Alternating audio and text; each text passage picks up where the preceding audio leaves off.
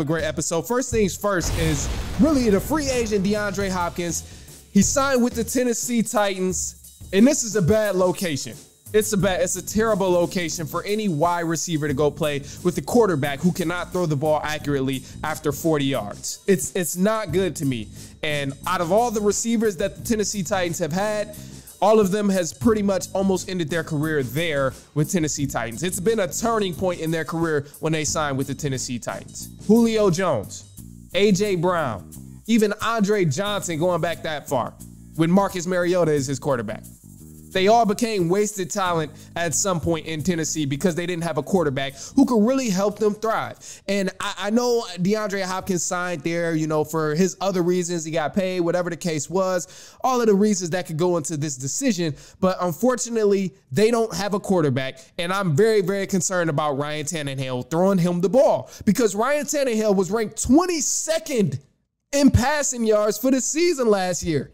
Not 7th, not 12th, not 15th, 22nd in passing yards. He had 0 touchdown game-winning drives. He had 0 game-winning drives last year. Not even 3, not even 1. Out of all the 16 weeks in the NFL, 0 game-winning drives. I have no faith in him. However, this can possibly still help Tennessee. So I'm not going to completely throw them under the bus. Their division is not the best. The AFC South is not the best. They only really got competition in the Jaguars. That's about it. Other than that, this is going to open up the offense for Derrick Henry. I will say that because any offense is easy to stop when you only have to game plan for the run. With Derrick Henry, there are no other receivers as a threat that can turn things big. The focus is going to be on Derrick Henry every time. Like, there's only so much ISO. There's only so much inside zone. There's only so much counters. All of that stuff you can run to fool the defense when they know you're going to run the ball. But here's the Hopkins effect. DeAndre Hopkins, he's going to change that around a lot because Hopkins is going to at least make you think twice before you stack the box and gamble on the run.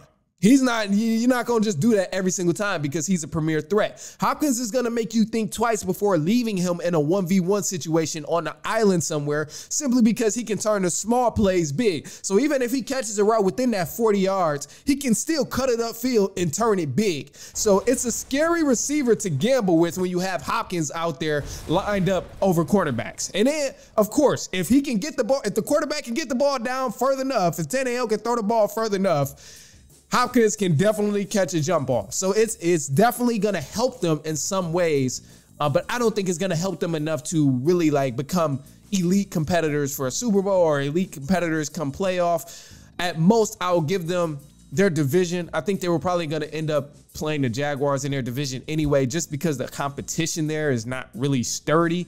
You got, the Colts and the Texans?